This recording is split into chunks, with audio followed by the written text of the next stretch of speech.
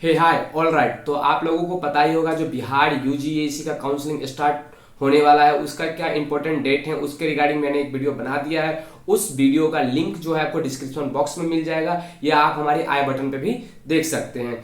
तो आज हम बात करेंगे जो क्या सब इंपॉर्टेंट स्टेप्स हैं जो जब आप फॉर्म फिलअप कर रहे हैं, जब आप रजिस्ट्रेशन कर रहे हैं यूजीएसी का, उस टाइम आपको ध्यान रखना होगा। तो जितना स्टेप्स है उस सारे स्टेप्स के बारे में जो उसमें इंपॉर्टेंट बात है वो मैं आपको बताने का कोशिश करूंगा। और सारा आप जो है बीसीसी के ऑफिशियल वेबसाइट पे जाके आप उनका जो पीडीएफ जो है उस पीडीएफ को भी आप आसानी से पढ़ सकते हैं। लेकिन वीडियो स्टार्ट करने से पहले आप सभी लोगों को थैंक यू जो आप लोगों ने हमारे चैनल को 400 सब्सक्राइबर तक पहुंचा पाया। और कोशिश करते हैं कि आप जो है इस सब्सक्राइबर रेट को और तेजी से बढ़ाएंगे और जल्द से जल्द एक मतलब अच्छे अमाउंट तक सब्सक्राइबर पहुंचाएंगे। चलिए सबसे पहले बात हम करते हैं। सबसे पहले तो यूजीएसी काउंसलिंग में कौन कौन बैठ सकते हैं, सबसे पहले वो बात सुनिए। जो बिहार के रेसिडेंट्स हैं, जिनका डोमिसाइल जो है बिहार का हो, जो बिहार के निवासी हैं, ठीक है। और उसके बाद जो जेई मेंस में अपियर हुए हैं वो बढ़ सकते हैं, जो जेई मेंस एग्जाम दे चुके हैं वो बढ़ सकते हैं। तो सबसे पहले इसमें जो है आपको लो परसेंटाइल भी है, फिर भी आपको अच्छा से अच्छा कॉलेज मिल सकता है अगर आप जो है अच्छी तरीके से काउंसलिंग अपना करते हैं। तो देखिए सबसे पहले जो है स्टेप वन क्या है। स्टेप वन सिंपल से आपको रजिस्ट्रेशन करना है। रजिस्ट्रेशन में आपका ईमेल नंबर, फोन नंबर, ये सब आपको डालना पड़ेगा और उसके बाद वेरिफिकेशन करना पड़ेगा। फोन नंबर और ईमेल नंबर पे जो ओटीपी, ईमेल पे जो ओटीपी आएगा उससे आपको वेरिफिकेशन करना पड़ेगा। और एप्लीकेशन नंबर वो ऑटोमेटिक आप जब अपना जेई मेंस रोल नंबर डालेंगे और वहां पे ऑटोमेटिक आपका नाम, जेई मेंस का जो क्या रोल नंबर है वो सब ऑटोमेटिक आपके सामने आ जाएगा। वो सब आप लोग एक बार वेरीफाई कर सकते हैं। देखिए स्टेप टू में क्या, स्टेप टू में जो है सिंपल जो है पर्सनल इन्फॉर्मेशन, जो आप कैंडिडेट का जो पर्सनल इन्फॉर्मेशन होता है वो आप वहाँ पर फुलफिल करेंगे। स्टेप थ्री में है अपलोड फोटो एंड सिग्नेचर। जो फोटो उसमें लिखा हुआ है डायरेक्ट जो आप जेई मेंस एडमिट कार्ड में जो आपका फोटो है वही फोटो वहाँ अपलोड होना चाहिए, ये उन्होंने मेंशन कर दिया है। और उसके बाद फोटो और सिग्नेचर जो सेम एज जिस तरीके का आपने जेई मेंस के फॉर्म भरते टाइम किया था वही सिग्नेचर भी वहाँ पे आपको सबमिट करना है, हिंदी और इंग्लिश दोनों में। कैपिटल लेटर में नहीं होना चाहिए, उन लोगों ने डायरेक्ट बोल दिया है कैपिटल लेटर में नहीं होना चाहिए। और photo must be snap with placard containing candidate name and snapping date. मतलब फोटो पे जो है आपका नाम और जब वो फोटो क्लिक हुआ है उसका डेट होना चाहिए, बहुत इंपॉर्टेंट है। पिछले बार जो है इसके रिगार्डिंग बहुत इशू आ गया था, जो क्या कहते हैं क्या डालना है फोटो में, क्या डालना है, मतलब डेट भी डालना है, नाम भी डालना है। लेकिन इसमें इन्होंने डायरेक्ट मेंशन कर दिया है जो फोटो में डेट और नाम दोनों चीज आपका होना चाहिए। स्टेप फोर में हम आएंगे तो एजुकेशनल इन्फॉर्मेशन, जो आपका जितना educational information 10th 12th JEE main सारा का स्कैन फोटो कॉपी वो लोग मांगते हैं, स्कैन एंड सिग्नेचर भी आपका स्कैन वहाँ पे जाना चाहिए। उसके बाद स्टेप 5 में है प्रीव्यू योर एप्लीकेशन, मतलब एप्लीकेशन को आप एक बार फिर से देख सकते हैं। यहाँ तक आपका पूरा एप्लीकेशन कंप्लीट हो जाने के बाद आप एप्लीकेशन के बार देख सकते हैं जो क्या कहीं सब कुछ ठीक है, कहीं कुछ गलत भी है या नहीं है, इसके रिगार्डिंग आप देख सकते हैं। अगर कुछ गलत है तो आप बैक करिए, एडिट पे जाइए, एडिट करके बैक जाइए और उसके बाद जो है आप अपना जितना भी वहां अगर कोई भी कुछ भी गलत आपको नजर आ रहा है तो उसको आप सही कर सकते हैं। अगर सही है, अगर आपने रिव्यू कर लिया, अगर आपका सही है तो उसके बाद आप कंफर्म एंड सबमिट कर सकते हैं।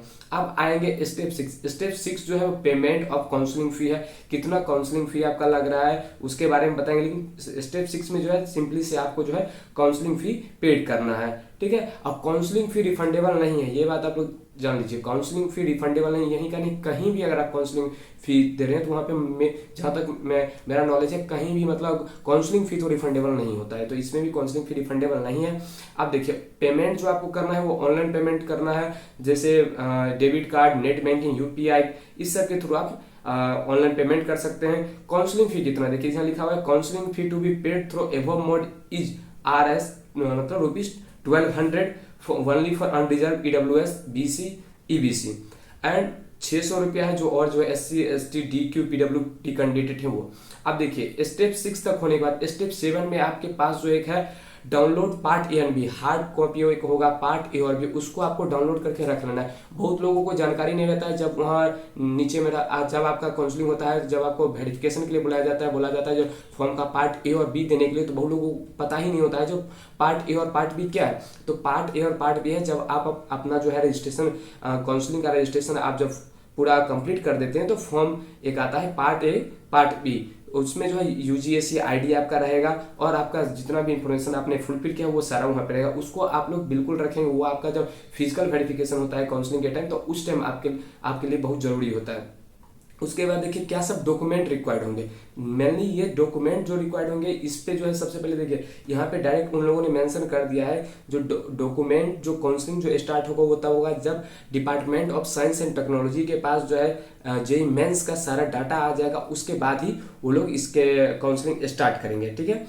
और बोला जा रहा है hard copy of part A and part B need not to be send to board office, मतलब पार्ट ए और पार्ट बी का कॉपी जो है बोर्ड ऑफिस में सेंड नहीं करना है। और एक बार यहाँ चले आइए, और all candidate all this certificate including the list given, मतलब जितना डॉक्यूमेंट जो आपको रिक्वायर्ड होना चाहिए फिजिकल वेरिफिकेशन टाइम, जब आपका काउंसलिंग होगा, जब आपको फिजिकल वेरिफिकेशन डॉक्यूमेंट के साथ बुलाया जाएगा, तो क्या सब डॉक्यूमेंट है वो आप एक बार जान लीजिए। इसके रिगार्डिंग में एक डिटेल्ड वीडियो भी बनाऊंगा, लेकिन इसमें आप कैजुअली जान लीजिए क्या सब। सबसे पहले original admit card JEE mains का होना चाहिए, स्कोर कार्ड होना चाहिए, पासिंग सर्टिफिकेट मार्कशीट होना चाहिए 10th का या उसके इक्विवेलेंट जो भी कोर्स हो 12th का होना चाहिए। उसके बाद रेसिडेंशियल जिसको आवासीय बोला जाता है, कास्ट सर्टिफिकेट, उसके बाद all the certificate document in original as पर रिक्वायर्ड, मतलब जितना भी ये सारा डॉक्यूमेंट ये आपको जो है ओरिजिनल लेके आना है, ये नहीं कि फोटोकॉपी या पीडीएफ है, नहीं, ये सारा आपको ओरिजिनल लेके आना है। अब 6 copies of passport size photograph, 6 copy आपको चाहिए पासपोर्ट साइज फोटोग्राफ का।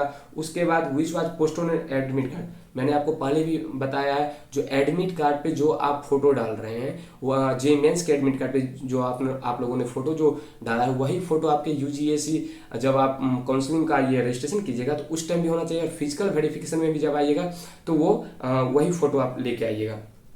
आधार कार्ड होना चाहिए, और जो अगर आप पीडब्ल्यू हैं या ईडब्ल्यूएस सर्टिफिकेट हैं या जिस जो भी सर्टिफिकेट होगा वो सर्टिफिकेट आपको लेके आना है, ठीक है।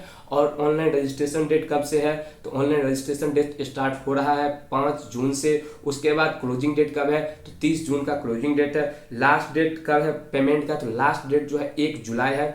और एडिटिंग जो अगर आपका गलत हो जा रहा है उसके रिगार्डिंग कब आप एडिट कीजिएगा वो आपको 2 जुलाई है। उसके बाद मेरिट लिस्ट जो आएगा वो आपका 4 जुलाई को आएगा, और डेट ऑफ काउंसलिंग वो अभी नहीं बताया गया, जैसे मेरिट लिस्ट आएगा उसके बाद काउंसलिंग बहुत जल्द ही स्टार्ट हो जाता है।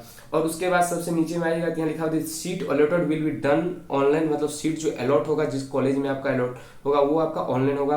Candidate will be inform about the detail of counselling programme with the publication of merit list of UGAC, मतलब जैसे ही आपका यूजीएसी का मेरिट लिस्ट आएगा तो आपको पता चल जाएगा जो कब से काउंसलिंग स्टार्ट हो रहा है। Candidate must note that online filling of application form, registration or for admission in BE, BTech course shall be done only once। ये जो है ये जो कोर्स जो है एक ही बार मतलब आप कर सकते हैं इनरोल, बार बार आप नहीं कर सकते हैं।